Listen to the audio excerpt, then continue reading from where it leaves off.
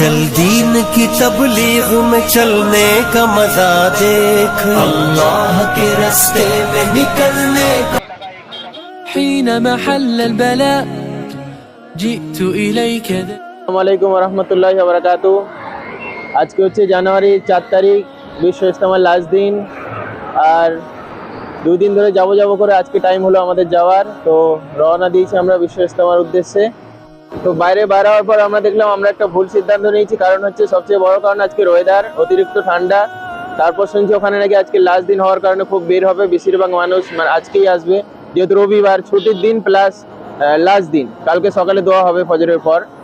আর সবচেয়ে বড় সমস্যা হচ্ছে শুনছিলাম পার্কিং নাকি অনেক দূরে করেছে, 4-5 কিলোমিটার দূরে, 4-5 কিলোমিটার হেঁটে যেতে হবে বাইক রেখে, যেটা আমাদের দ্বারা অসম্ভব। তো দেখা যাক কতটা কি হয়। দেখা হচ্ছে আপনাদের সঙ্গে ইজতেমার ময়দানে গিয়ে।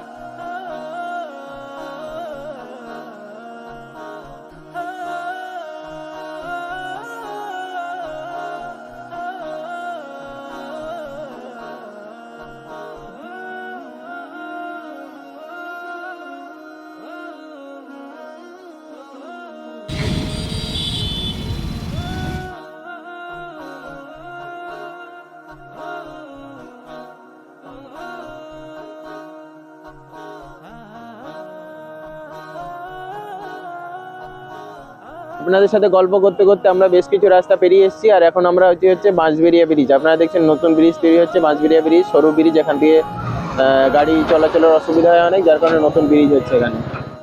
দিয়ে আমরা রুট নিয়ে নিয়েছি হচ্ছে কল্যাণী রোড হয়ে, কল্যাণী হয়ে বাঁশবেড়িয়া ব্রিজ, দিল্লি রোড হয়ে সুগন্ধা মোড় থেকে ডান সাইডে। আমাদের বাড়ি থেকে আরও একটা রাস্তা দিয়ে যাওয়া যায়, সেটা হচ্ছে নৈহাটি দিয়ে লঞ্চ পার করে চুচুড়া হয়ে।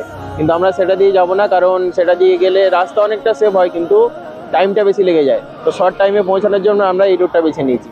এই যে হচ্ছে আমাদের পক্ষীরাজ ঘোড়া, যাতে চড়ে আমরা আজকে যাচ্ছি হয়েছে পৈনান বিশ্ব ইজতেমা। দেখতে পাচ্ছি এই যে আমাদের পক্ষীরাজ ঘোড়া একটু রেস্ট হয়ে গেল। চলো এখন যাওয়া যাক।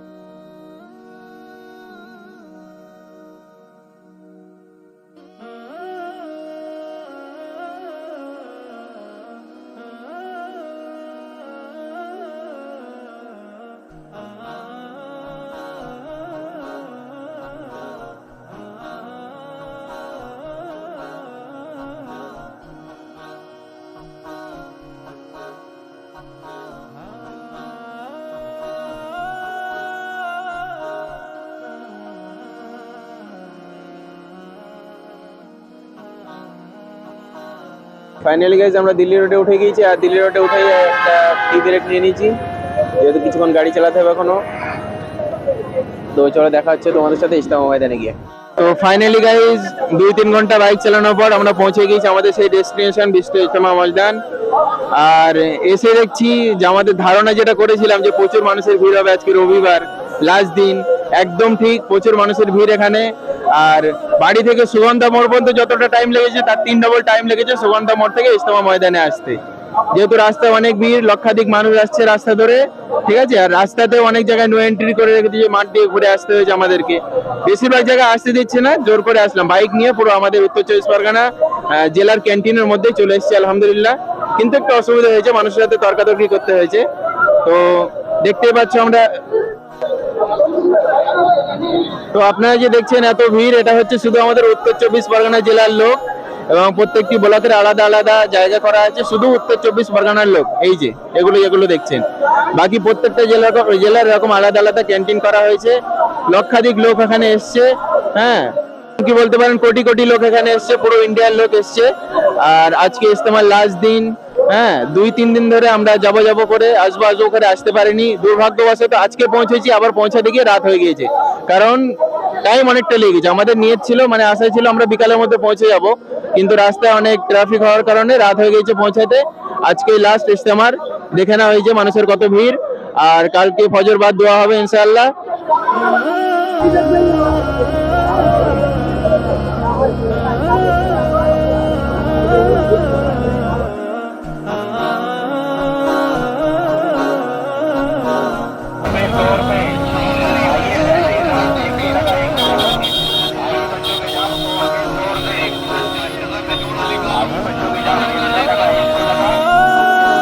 দুঃখিত বন্ধুরা, খুব অল্প সময় জয়েন করতে পারলাম বিশ্ব ইজতেমা।